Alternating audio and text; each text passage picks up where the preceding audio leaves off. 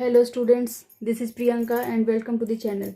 In the previous lectures, we have discussed somewhat about the concentration of the solutions, and in this lecture, I am going to discuss about the concentration terms.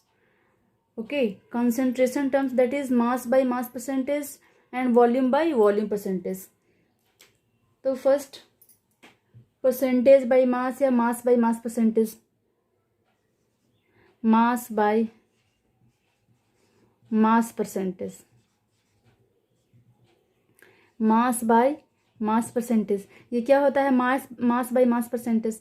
तो कितना amount किसी भी solutions में, कितना amount है solute का किसी भी सॉल्वेंट में डिजॉल्व, उसी को क्या बोलते हैं? Mass by mass percentage. That is amount of solute dissolve in a given solutions, that is called mass by mass percentage. ठीक है, तो इसको हम कैसे डिफाइन करेंगे?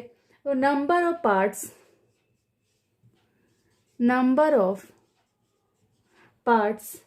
by mass of the solute, number of parts by mass of the solute,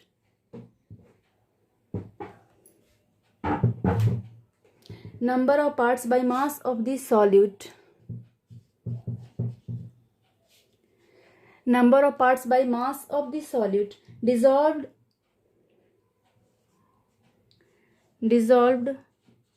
per 100 part by mass of the solution, that is called mass by mass percentage. तो the number of parts by mass of the solid, कितना मास का, कितना किसी भी solid का part जो है 100 part में, मतलब 100 पार्ट के सॉल्यूशन में डिसॉल्व है, यानी कि 100 पार्ट में कितना पार्ट जो है, simply you can say 100 part में कितना पार्ट है किसका? 100 पार्ट किसी भी सॉल्यूशन में कितना पार्ट क्या है? सॉल्यूट है, उसी को क्या बोलते हैं? Mass by mass percentage. ठीक है, तो एग्जाम्पल से समझेंगे हम लोग इसको। पहले इसका ये फॉर्मूला लिख लेते हैं। फॉर्मूला इसका क्या होगा? Mass by mass percentage, mass by mass percentage का ये फॉर्मूला क्या, sorry, mass by mass percentage formula क्या हो जाएगा इसका? तो mass of solute divided by mass of the solution, mass of solution into 100. This is formula of the mass by mass percentage. mass by mass percentage का यही formula होगा, mass of the solute divided by mass of the solution into 100. Example से इसको हम लोग समझते हैं। जैसे एग्जाम्पल में है कि if 10 gram by mass of a solution, 10% by mass of a solution of urea in water में कितना है? 10% by mass of the solution of urea in water have, इसका मतलब क्या हो जाएगा? जैसे क्वेश्चन में बस इतना रहेगा, 10% by mass of the solution of urea in water. इसका मतलब क्या मीन्स? इसका मतलब हो जाएगा कि 10 gram of urea is dissolved in 90 gram of water, 90 gram of water. ये वाटर बोल रहे हैं, वाटर क्या है यहाँ पे? सॉल्वेंट है। ठीक है, तो 10% by mass of the solution of urea in water का मतलब वाटर यहाँ पे क्या है? सॉल्वेंट है, और यूरिया क्या है यहाँ पे? सॉल्यूट है। तो 10 ग्राम क्या है? यूरिया है, डिजॉल्व कितना में? 90 ग्राम ऑफ वाटर में। अगर यही बोल दिया कि 10% by mass of the solution of urea in solution, इसका मतलब क्या? अगर यही क्वेश्चन चेंज कर दे, 10% by mass of urea in solution का मतलब क्या हो जाएगा? तो 10 gram of urea in 100 gram of solution. इसका मतलब ये हो जाएगा। बस ये ध्यान में रखना है कि क्या बोल रहा है, सॉल्यूशन बोल रहा है या फिर सॉल्वेंट की बात कर रहा है। अगर सॉल्वेंट की बात करेगा तो वो चेंज हो जाएगा। यहाँ पे जैसे ये सॉल्यूशन का मतलब क्या होता है, सॉल्यूशंस का मतलब होता है सॉल्यूट प्लस सॉल्वेंट। सॉल्यूशन का मतलब सॉल्यूट प्लस सॉल्वेंट। तो यहाँ पे ये क्वेश्चन को देखने में बस सावधानी ये बरतना है कि ये क्या दे रखा है क्वेश्चन में, सॉल्वेंट दे रखा है या फिर सॉल्यूशन की बात कर रहा है। अगर सॉल्यूशन की बात कर रहा है बाय दी वे गलती से आप उसको सॉल्यूशन ये सॉल्वेंट मान लिए, या फिर सॉल्वेंट दे रखा है उसको सॉल्यूशन मान लिए, या फिर सॉल्यूशन दे रखा है आपको उसको सॉल्वेंट मान लेंगे, क्वेश्चन पूरा का पूरा गलत हो जाएगा। तो ध्यान में ये रखना है कि क्या क्वेश्चन बोल रहा है, इसको सावधानी से मतलब ध्यान से केयरफुली पढ़ना है। कि 10% by mass of urea in solution, इसका मतलब क्या, 10 gram of urea in 100 gram of solution. यहाँ पे ये बोल रहा है 10% by mass of solution of urea in water. Water का मतलब क्या कि वाटर क्या दे रखा है, यहाँ पे सॉल्वेंट दे रखा है, और यूरिया क्या है यहाँ पे सॉल्यूट दे रखा है। तो इस तरह से क्वेश्चन को हम लोग सोल्व करेंगे। इसी में क्वेश्चन को लेकर चलते हैं हम लोग।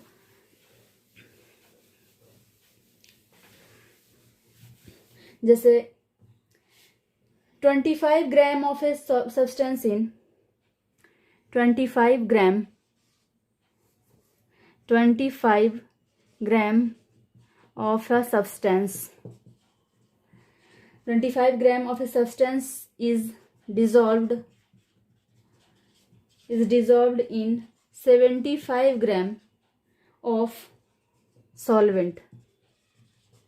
25 calculate concentration of the solution। क्या हो जाएगा इसका फॉर्मूला, पहले 25 ग्राम ऑफ ए सब्सटेंस, ये क्वेश्चन दे रखा है 25 gram of a substance is dissolved in 75 gram of solvent. ये क्या है यहाँ पे 25 ग्राम, ये क्या हो जाएगा अमाउंट ऑफ सॉल्यूट, एंड 75 ग्राम ये क्या दे रखा है यहाँ पे हमारा सॉल्वेंट दे रखा है। तो सॉल्यूशंस की बात करें, सॉल्यूशंस को करने के लिए पहले क्या करेंगे हम लोग, मास ऑफ यहाँ पे क्या है, मास ऑफ सॉल्यूट क्या दे रखा है 25 ग्राम, एंड मास ऑफ सॉल्वेंट क्या दे रखा है हमारा 75 ग्राम। तो मास ऑफ सॉल्यूशन क्या हो जाएगा, mass of solution equals 25 plus 75 that is 100 gram.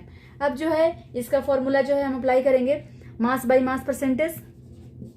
Mass by mass percentage क्या हो जाएगा, मास of solute divided by mass of solution into 100। यहाँ पे क्या देखा, मास ऑफ सॉल्यूट क्या है 25 ग्राम, m percentage 25 gram, and mass of solution is 100 ग्राम। यहाँ पे निकाल लिया mass of solution that is 100 ग्राम। उसके बाद क्या करना है इंटू 100, क्या आ जाएगा आंसर हमारा 25%। ठीक है, आगे बात समझ में। तो ऐसे हम लोग निकालेंगे मास बाय मास परसेंटेज, और बाकी क्वेश्चन आप लोग बुक वगैरह से करोगे। बस मैं थ्योरी यहाँ पे दे रही हूँ बस। क्वेश्चन में भी मैं बहुत सारा क्वेश्चन में बाद में डालूंगी, इस क्वेश्चन ये लेक्चर के बाद में, या फिर मे भी तो चैप्टर के बाद में मैं देख लूंगी वो। अगला जो है वो क्या करना है, volume by volume percentage, volume by या परसेंटेज बाय वॉल्यूम। सेकेंड और फर्स्ट था हमारा मास बाय मास परसेंटेज। ये बता रखे हैं कि 9th क्लास में आपको दो ही कॉन्सेंट्रेशन टर्म्स के बारे में पढ़ना है, mass by mass percentage and volume by volume percentage. ठीक है, तो यही दोनों की बात हम इस लेक्चर में भी करने वाले हैं। तो परसेंटेज बाय वॉल्यूम,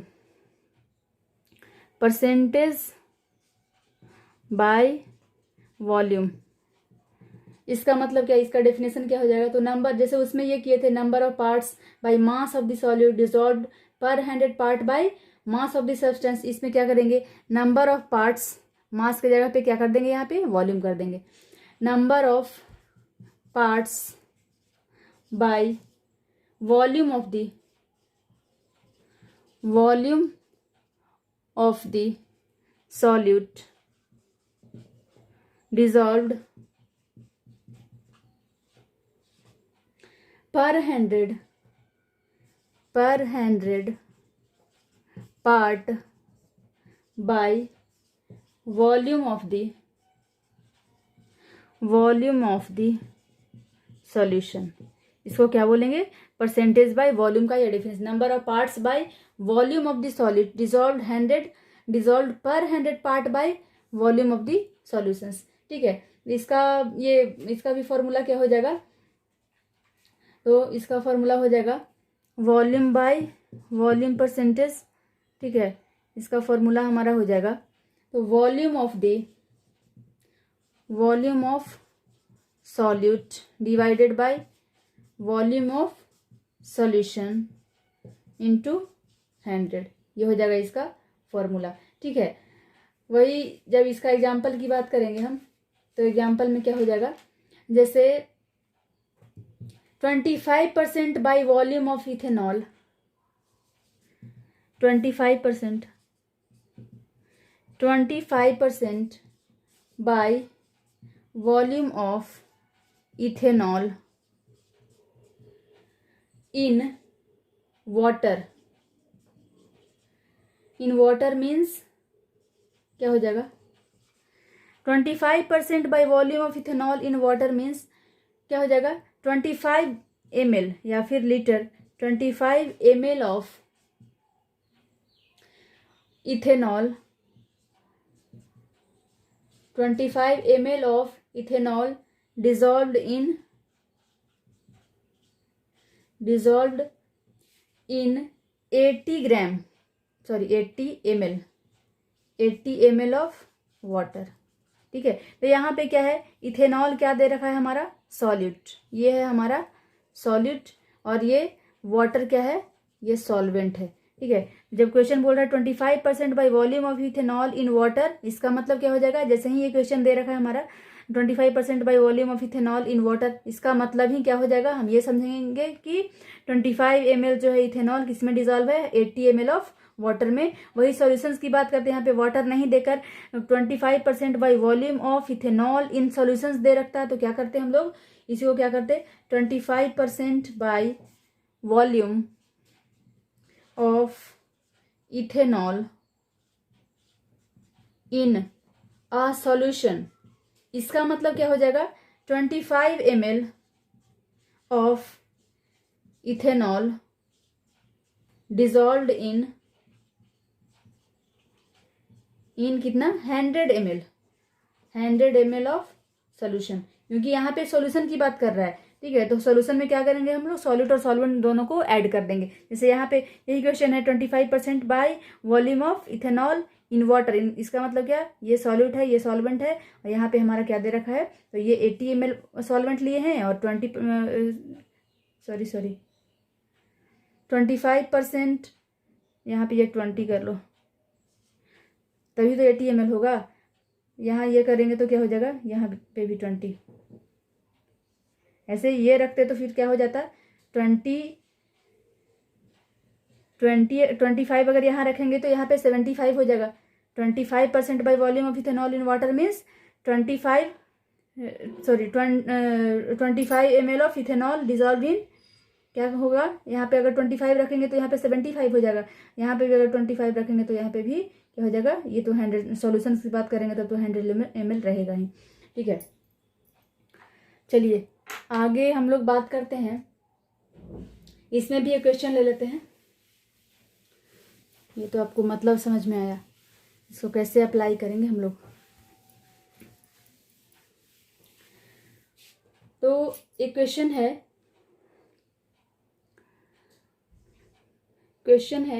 कि 20 centimetre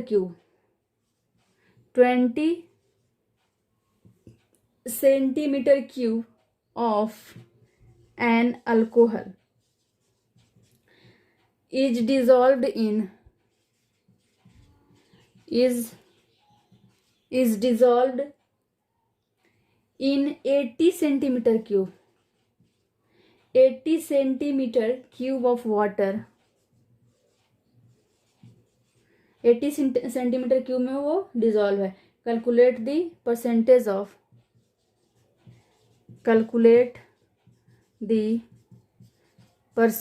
of alcohol in water. Calculate the percentage of alcohol in the solution, या फिर इसको क्या लिख सकते हो, calculate the concentration of the solution.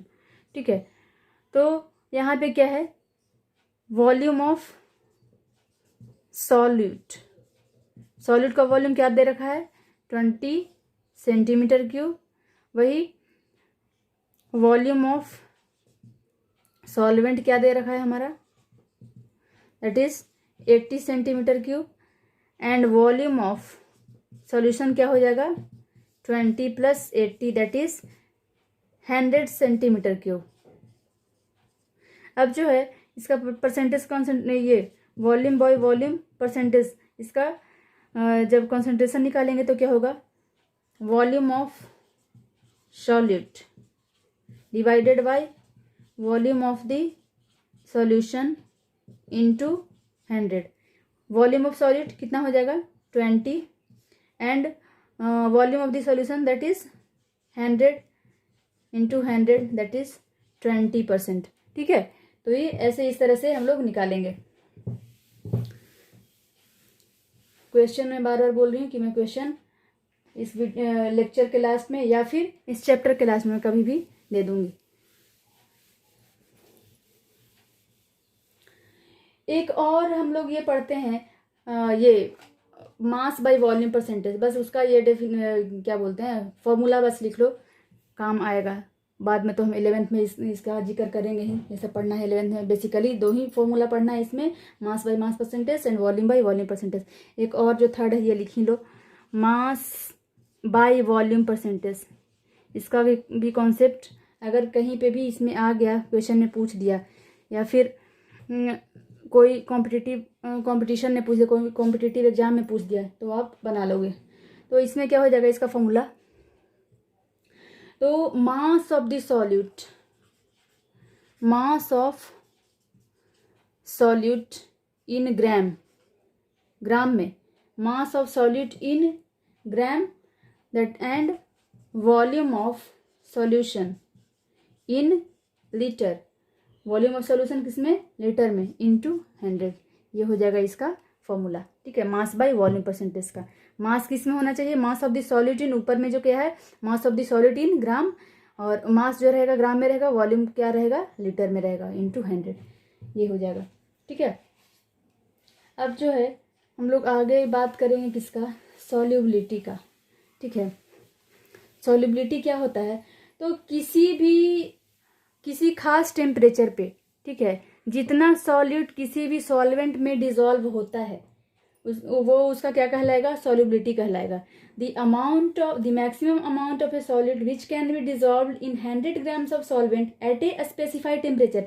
जैसे सॉल्युबिलिटी की बात करेंगे, तो अगर टेम्परेचर बढ़ाएंगे तो सॉल्युबिलिटी तो बढ़ जाएगी। ठीक है, अगर सॉलिड सब्सटेंस है, सॉलिड पार्टिकल्स है, उसको हम डिसॉल्व कर रहे हैं किसमें, लिक्विड में, तो इसका सॉल्युबिलिटी बढ़ जाएगा, यानी कि टेम्परेचर इंक्रीज करेंगे तो ज़्यादा अमाउंट सॉलिड जो होगा उस सॉल्यूशन में डिसॉल्व हो उस सॉल्वेंट में डिसॉल्व हो पाएगा। लेकिन अगर टेम्परेचर को स्थिर रखते हैं, उसी टेम्परेचर पे हम बात करते हैं, तो क्या होगा, कितना अमाउंट जो है डिसॉल्व हो रहा है, यही उस सॉलिड का उस पर्टिकुलर सॉल्वेंट में सॉल्युबिलिटी कहलाएगा। ठीक है, सॉल्युबिलिटी क्या हो जाएगा, सॉल्युबिलिटी क्या हो जाएगा, तो द मैक्सिमम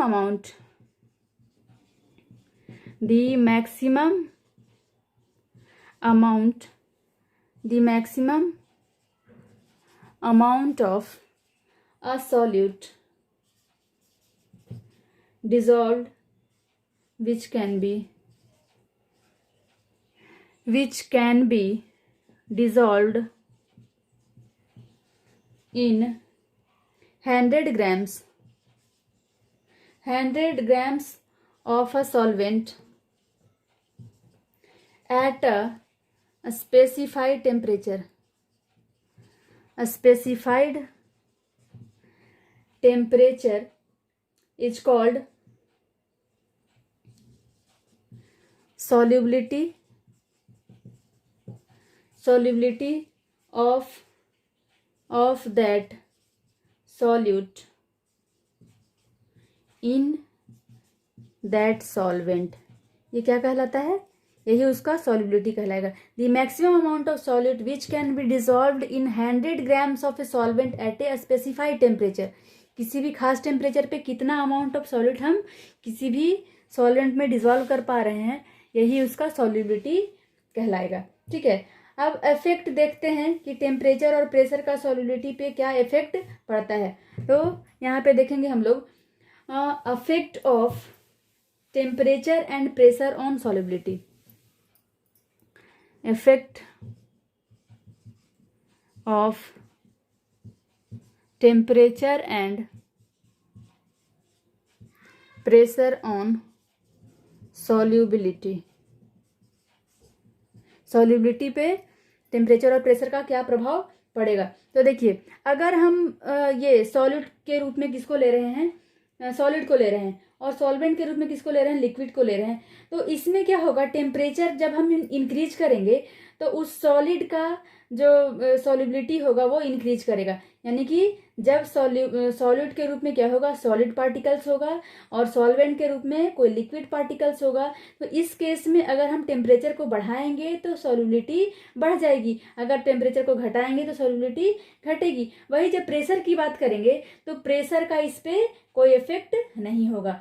और फिर जब हम लेते हैं, जब गैस को हम किसी भी लिक्विड में डिसॉल्व करते हैं, when we dissolve any gas in a liquid, तो इस केस में क्या होगा, जब हम टेम्परेचर को इंक्रीज करेंगे तो सॉल्युबिलिटी डिक्रीज करेगा, और टेम्परेचर को डिक्रीज करेंगे तो सॉल्युबिलिटी इंक्रीज करेगा। वही जब हम प्रेशर की बात करेंगे इस पे, तो क्या होगा, प्रेशर को इंक्रीज करेंगे तो सॉल्युबिलिटी इंक्रीज करेगा, प्रेशर को डिक्रीज करेंगे तो सॉल्युबिलिटी डिक्रीज करेगा।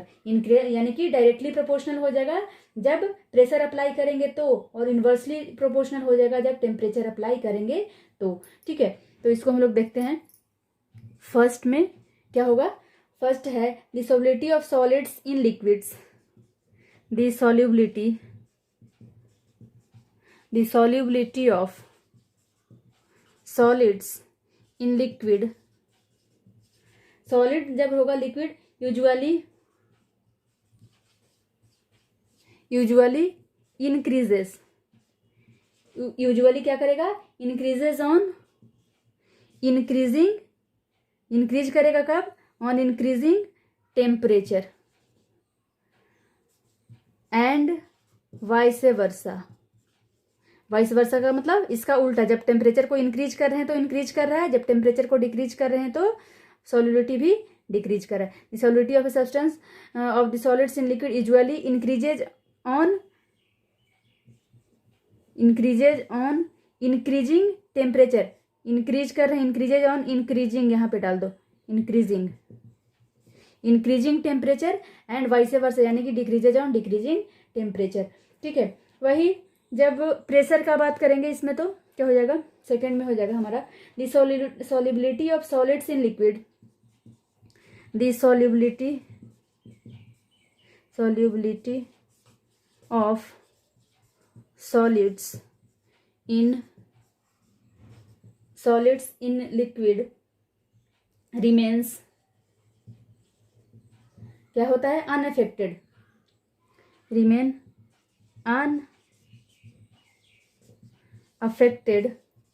unaffected रहता है by the change in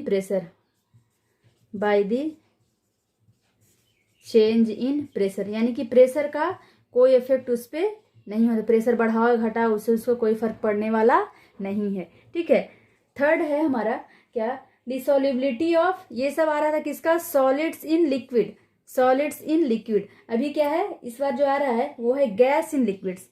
the solubility of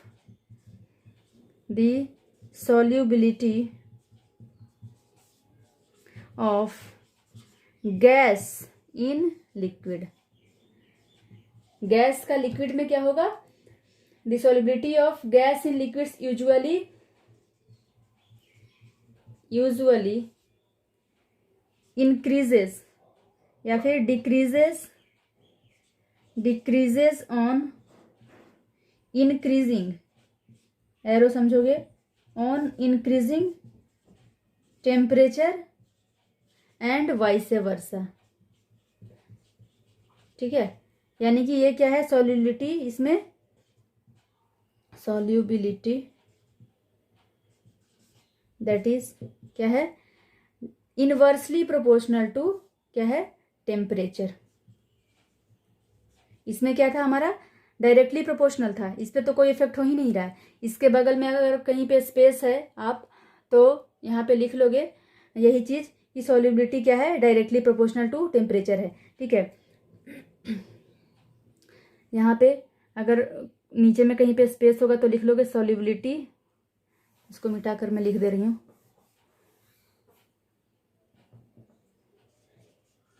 solubility, इतना पढ़ने की जरूरत नहीं पड़ेगी, बस सॉल्युबिलिटी, सॉल्युबिलिटी डायरेक्टली प्रोपोर्शनल है किसका, टेम्परेचर का। इस केस में, फर्स्ट केस में ये है solubility inversely proportional to temperature, और अगली जो बात करेंगे वो क्या हो जाएगा, directly proportional to pressure. And fourth point is the solubility of gases in liquid, the solubility of gases in, the solubility of gases in liquid increases on, increase करता है, increases on increasing, increase करता है कब, on increasing pressure and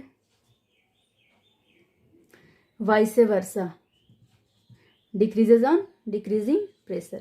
ठीक है, तो ये क्या हो जाएगा, सॉल्युबिलिटी इस केस में,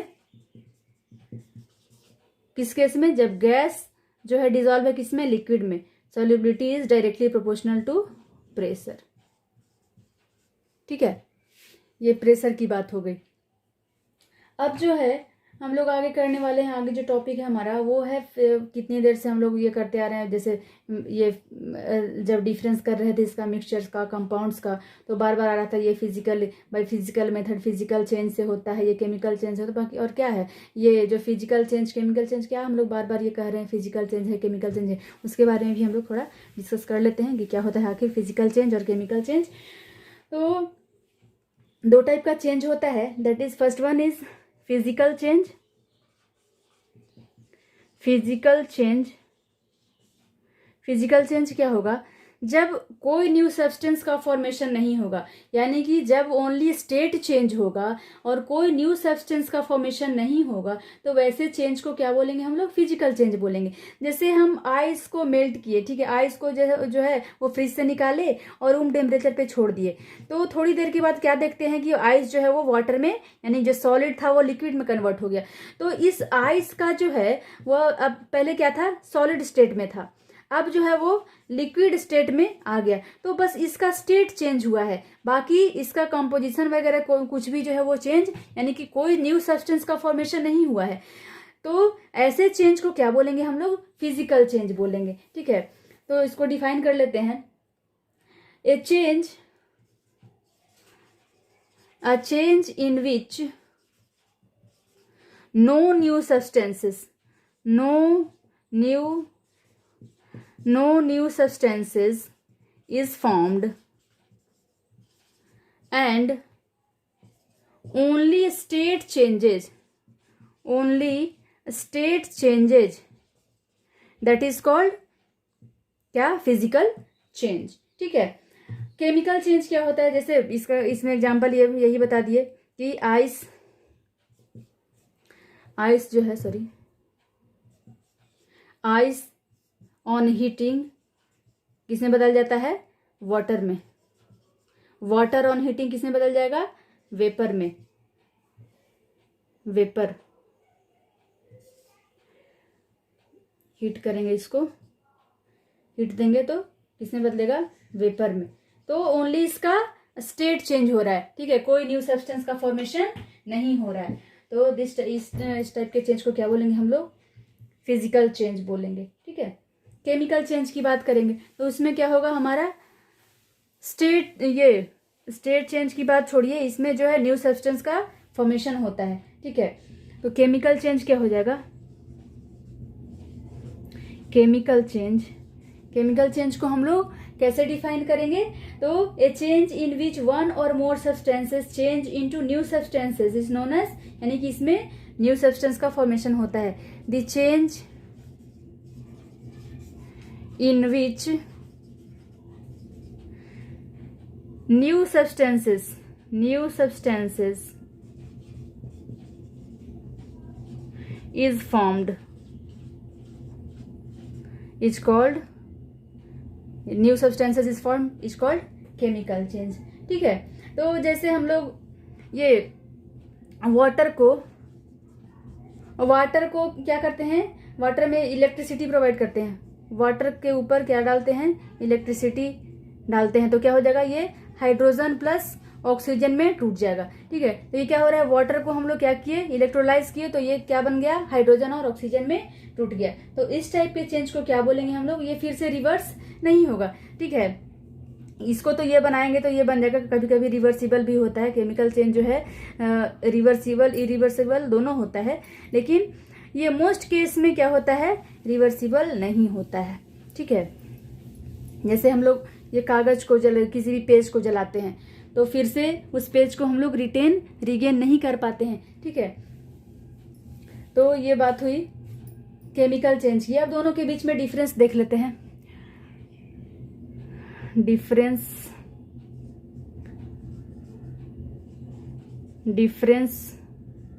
बिटवीन फिजिकल, पीसी लिख देते हो, physical change and CC chemical change. ठीक है, शॉर्ट में लिखते हैं। तो फर्स्ट में क्या हो जाएगा, इसका फर्स्ट हमारा हो जाएगा कि no new substance is formed, no new substance is formed, कोई न्यू सब्सटेंस का फॉर्मेशन इसमें क्या हो जाएगा, ये हो जाएगा पीसी, ये हो जाएगा सीसी। ठीक है, न्यू सब्सटेंसेस आर फॉर्म्ड, इसमें क्या होता है, न्यू सब्सटेंसेस का फॉर्मेशन होता है। ये क्या होता है, सेकंड वन इज ये टेम्पोररी चेंज होता है, टेम्पोररी चेंज। ठीक है, वही ये क्या होता है, परमानेंट चेंज होता है, परमानेंट चेंज। ये क्या हो जाता है, परमानेंट चेंज हो जाता है। ये इजिली रिवर्सिबल है, it is easily reversible and ये यूजुअली इरिवर्सिबल होता है। कभी कभी रिवर्सिबल भी होता है, लेकिन यूजुअली क्या होता है, ये यूजुअली इरिवर्सिबल।